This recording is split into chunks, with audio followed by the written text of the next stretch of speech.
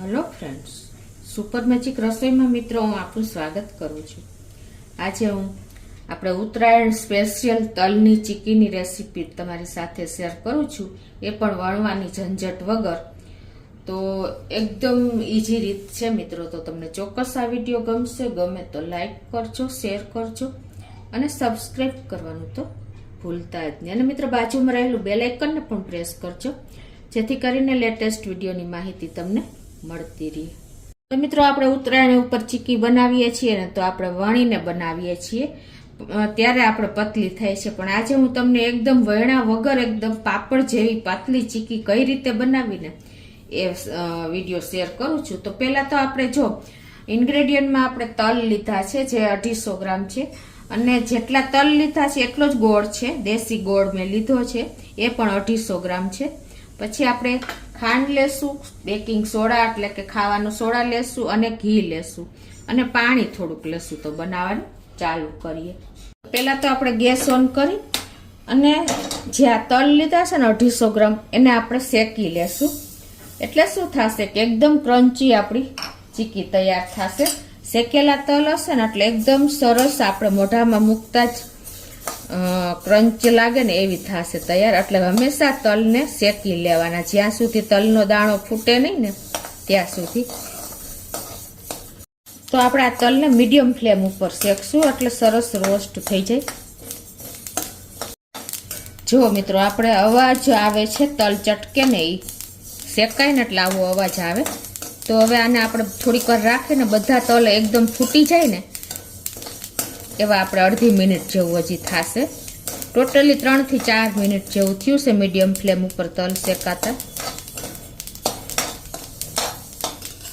વધારે નથી શેકવાના, નહીતર તમારા તલને કડસા લાગશે એટલે બળી જશે. તો એટલે ખાલી આપણા તલ ફૂલી જાય ને, જો તમને પહેલા તલની કન્સિસ્ટન્સી બતાવી નથી, પણ અત્યારે બધા તલ ફૂલેલા લાગવા માંડ્યા છે અને અવાજ પણ આવે છે. તો આ રીતે જો આપણા બધા તલ સરસ ફૂટી ગયા છે. હવે આપણે ગેસની ફ્લેમ બંધ કરી દેશું, અને આ તલને જો આપણે આમાં રાખશું ને તો વધારે દાજી જશે. એટલે એક પ્લેટમાં આપણે કાઢી લેશું. તો આ રીતે આપણે એક પ્લેટમાં લઈ લેશું. આપણે ગોળનો પાયો કરશું ચીકી કરવા માટે. તો ગેસ ઓન કરી અને આપણે પહેલા 2 ચમચી જેવું પાણી મૂકી દેશું પેનમાં. આપણે જે આ દેશી ગોળ લીધો છે 250 ગ્રામ, એને આપણે આમાં નાખી દેશું. પહેલા ગોળ સેજ મેલ્ટ થાય ને ત્યાં સુધી આપણે ગેસની ફ્લેમ ફૂલ રાખશું, અને પછી આપણે સ્લો કરી નાખશું. તો આ રીતે આપણે ગોળને મેલ્ટ કરી લેશું. જો કે મેલ્ટ જેવો જ છે. જો આપણો ગોળ પણ મેલ્ટ થઈ ગયો છે. તો હવે આપણે ગેસની ફ્લેમ સ્લો કરી નાખશું, સ્લો ટુ મીડિયમ. અને આ રીતે આપણે એનો પાયો લઈ લેશું, હલાવતા રહેશું કન્ટિન્યુ. હવે આપણે ચીકીમાં સાઈન આપવા માટે અત્યારે આપણે જો સેજ બબલ્સ આવી ગયા છે, તો 1 ચમચી જેવું ઘી નાખી દેશું, એટલે ચીકીની સાઈન સરસ આવશે.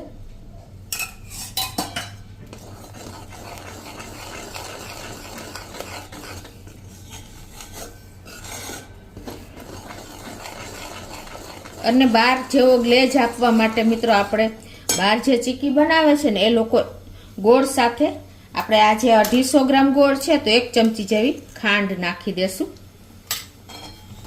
એટલે સરસ ચીકીમાં ગ્લેજ આવશે. અને હવે જો આપણે ગેસની ફ્લેમ એકદમ સ્લો કરી નાખશું અને હજી ચલાવતા રહેશું. જે આપણો ગોળનો પાયો નથી આવ્યો તો આપણે ગેસની ફ્લેમ સ્લો કરી દીધી છે. અને હવે એ હજી થાય છે ને ચાલુ, ત્યાં આપણે એક જે થાળી આપણે વણવાની નથી, તો આ રીતે આપણે થાળીની પાછળ પાથરવાની છે. તો એને આપણે ઘીથી ગ્રીસ કરી લેશું. તો આ રીતે જો આપણે સ્લો ફ્લેમ ઉપર ચલાવતા જ રહ્યા છીએ. હવે પાયો આવ્યો, આપણે ચાસણી થઈ ગઈ કે નહીં એ ચેક કરવું હોય ને તો તમારે એકદમ ઠંડુ પાણી લેવાનું અને એમાં 1-2 ડ્રોપ્સ આ રીતે નાખી દેવાનો. પછી તમારે ચેક કરી લેવાનું. ગેસની સ્લો ફ્લેમ જ છે આપણી અત્યારે કન્ટિન્યુ. તો આ રીતે તમે ચેક કરશો ને તો જો તમને ખ્યાલ આવી જશે કે હજી આપણે વાર છે, કેમ કે આપણે આવી રીતે તોડીએ છીએ ને તો જો હજી ચીપકે છે આપણા હાથમાં ને તૂટતું પણ નથી, એટલે થોડીક હજી વાર છે. હવે જો મિત્રો એકદમ બ્રાઉન થઈ ગઈ છે. હવે આપણે ચેક કરી લઈએ કે એકદમ ક્રન્ચી થાય ને આપણો પીસ પાણીમાં, તો આપણું પાયો બરાબર તૈયાર થઈ ગયો છે. આ રીતે તમે ચેક કરશો ને તો તમને ખ્યાલ આવી જશે. તો આ રીતે જો આપણે ભાંગીને તો ભાંગી જાય છે, એકદમ ક્રન્ચી થઈ ગયો છે. તો હવે આપણે ગેસની ફ્લેમ અત્યારે બંધ કરી દઈએ છીએ અને આપણે જે આ 1/4 ટીસ્પૂન જેવો બેકિંગ સોડા નાખશું, એટલે જે આપણો પાયો થાય છે ને દેશી ગોળ હોય છે ને તો એકદમ કાળો લાગે છે. તો 1/4 ટીસ્પૂન સોડા નાખી અને એને આપણે એકદમ સરસ આ રીતે હલાવી લેશું. એટલે શું થશે, આપણી ચીક્કી એકદમ કાળી નહીં લાગે.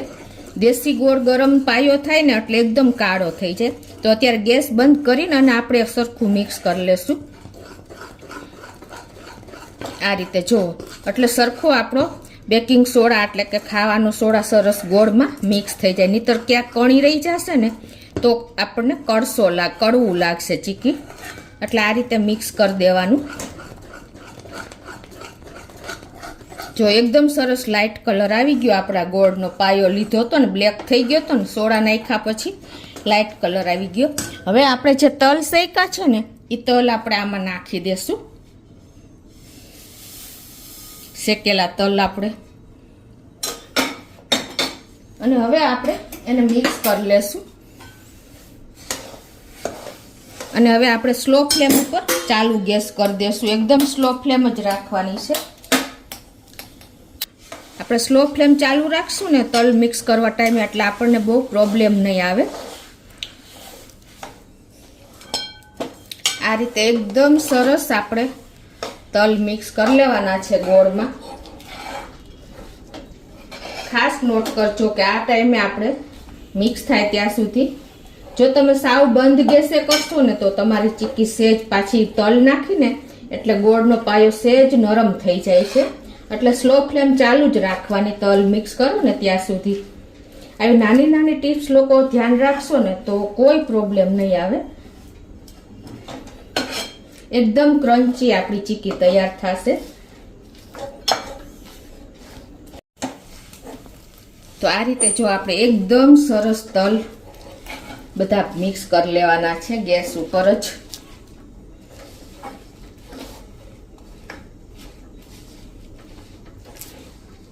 જેટલા આપણે તલ લીધા છે એટલો જ ગોળ લેવાનો છે. દેશી ગોળ હોય છે એટલે થોડોક આપણે સરખો પડે. તમે ભીલીનો લેતા હો તો સેજ આપણે ખમણી લેવાનો, નહીતર ગોળનો પાયો લેવામાં થોડોક પ્રોબ્લેમ થશે. તો આ રીતે આપણે જો સરસ મિક્સ થઈ ગયા છે. હવે આપણે ગેસ બંધ કરી દેશું અને એને આપણે જે આ ગ્રીસ કરેલી થાળી છે ને એ બંને થાળીમાં થોડું થોડું નાખી દેશું આ રીતે.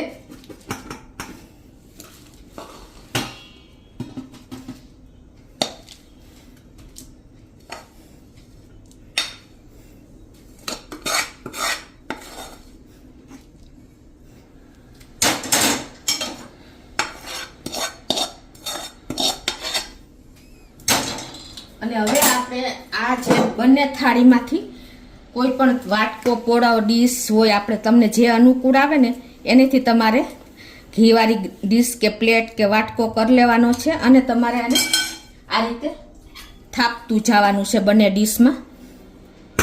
આ પ્રોસિજર થોડીક તમારે ઝડપથી કરવાની રહેશે. અને પછી તમારે ચોટે ને કદાચ તો પાછું તમારે ઘીવાળી ડીશ કરી લેવાની આ રીતે. અને તમારે હાથેથી સરખું કરવા માટે થોડોક પાણીવાળો હાથ પણ કરતો જવાનો, એટલે તમારા હાથમાં પણ નહીં ચીપકે. આ રીતે જો બંને થાળીને હું એકદમ સરસ પતલી આપણે બે થાળીમાં કરી લેશું.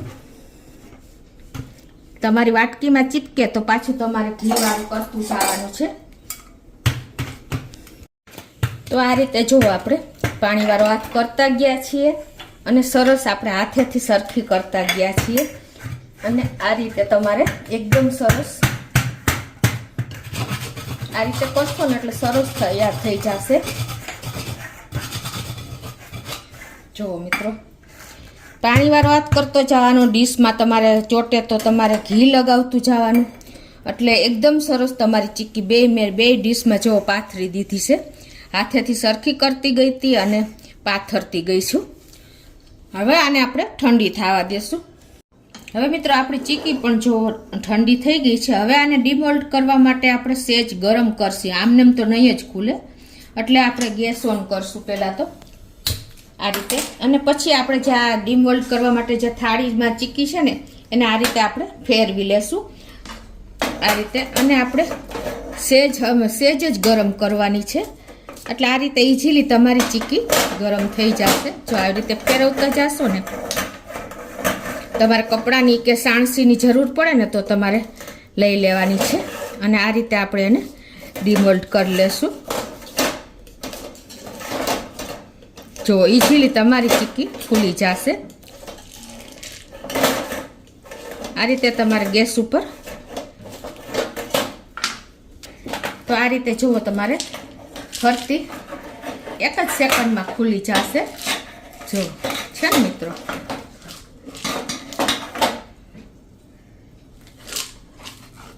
ગરમ થઈ જશે ને થાળી એટલે કોઈ ટાઈમ જ નહીં લાગે. જુઓ છે ને, એકદમ સરસ આપણી ચીક્કી ફૂલી ગઈ છે.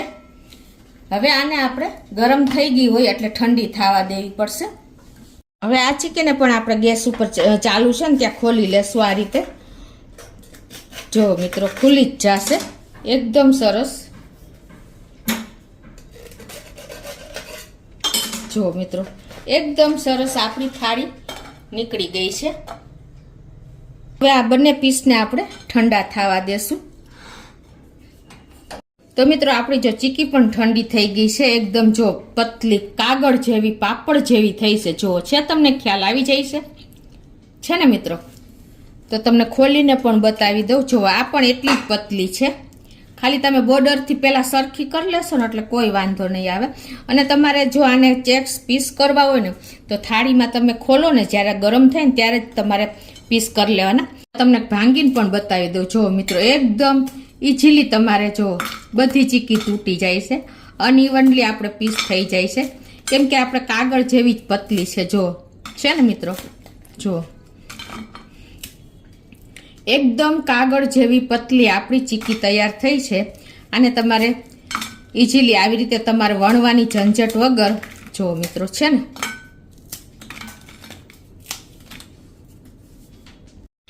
તો આ રીતે મિત્રો તમે ચીક્કી બનાવશો ને, બધા રીત એકદમ બધા સ્ટેપ ફોલો કરશો ને તો તમારે વણવાની પણ ઝંઝટ નહીં રહે અને એકાબીજાને ચીપકશે પણ નહીં. આપણે આ રીતે જુઓ, એકદમ સરસ ગ્લેજવાળી અને શાઇનિંગવાળી ચીક્કી બનાવી છે, માર્કેટ જેવી જ. તો તમને ચોક્કસ આ વિડીયો ગમશે મિત્રો. ગમે તો લાઈક કરજો, શેર કરજો અને સબસ્ક્રાઈબ કરવાનું તો ભૂલતા જ નહીં.